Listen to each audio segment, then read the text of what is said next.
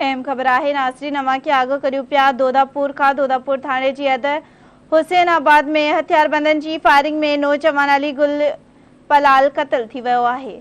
हथियारबंदन की फायरिंग में ज़ख्मी थियल नौजवान के अस्पताल मुंतकिल कयो वियो आहे, जितां लाड़काणे नईंदे अली गुल पलाल रस्ते में सूर न सहंदे दम धणी हवाले कयो आहे। संदसि घर में कोहराम मची वियो आहे। अफ़सोसनाक ख़बर असां शेयर कयूं पिया दोदापुर खां। दोदापुर थाने जी हद हुसैनाबाद में हथियारबंदन जी फायरिंग में नौजवान अली गुल पलाल क़त्ल थी वियो आहे। हथियारबंदी फायरिंग में ज़ख्मी थियल नौजवान खे ज़ख्मी हालत में अस्पताल आंदो वियो, जितां लाड़काणे नींदे अली गुल पलाल रस्ते में दम धणी हवाले कयो। संदसि घर में कोहराम मतल आहे।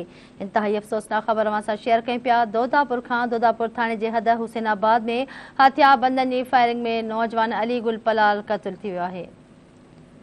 अफ़सोसनाक ख़बर है नासरीन अवां खे आगो करियो पिया दोदापुर का दोदापुर थाने की हद हुसैनाबाद में हथियारबंदन की फायरिंग में नौजवान अली गुल पलाल क़त्ल थी वियो आहे।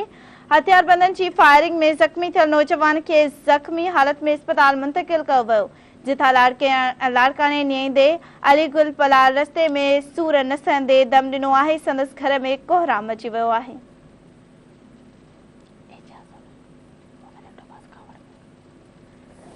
अफ़सोसनाक ख़बर है नासरीन अवां खे आगो करियो पिया दोदापुर का दोदापुर थाने की हद हुसैनाबाद में हथियारबंदन की फायरिंग में नौजवान अली गुल पलाल क़त्ल थी वियो आहे। इन जा वधीक तफ़सील मालूम कंदासीं। दोदापुर खां धरती टीवी न्यूज़ जे रिपोर्टर मुख्तियार डाहाणी लाइन ते मौजूद है। मुख्तियार आगाह कजो।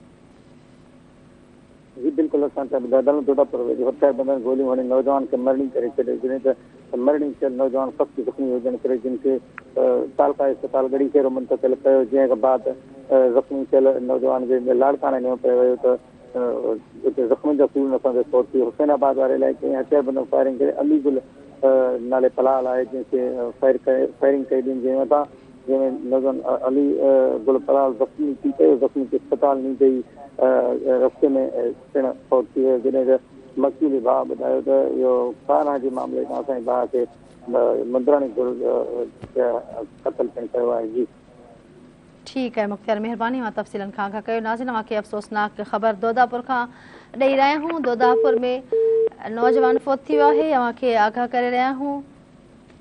दोदापुर थाने जी हद हुसैनाबाद में हथियारबंदन की फायरिंग में नौजवान अली गुल पलाल क़त्ल थी वियो आहे। हथियारबंदन की फायरिंग में ज़ख्मी थियल नौजवान के ज़ख्मी हालत में अस्पताल आंदो वियो, जितां खेसि लाड़काणे रेफर कंदे अली गुल पलाल रस्ते में दम धणी हवाले कयो आहे।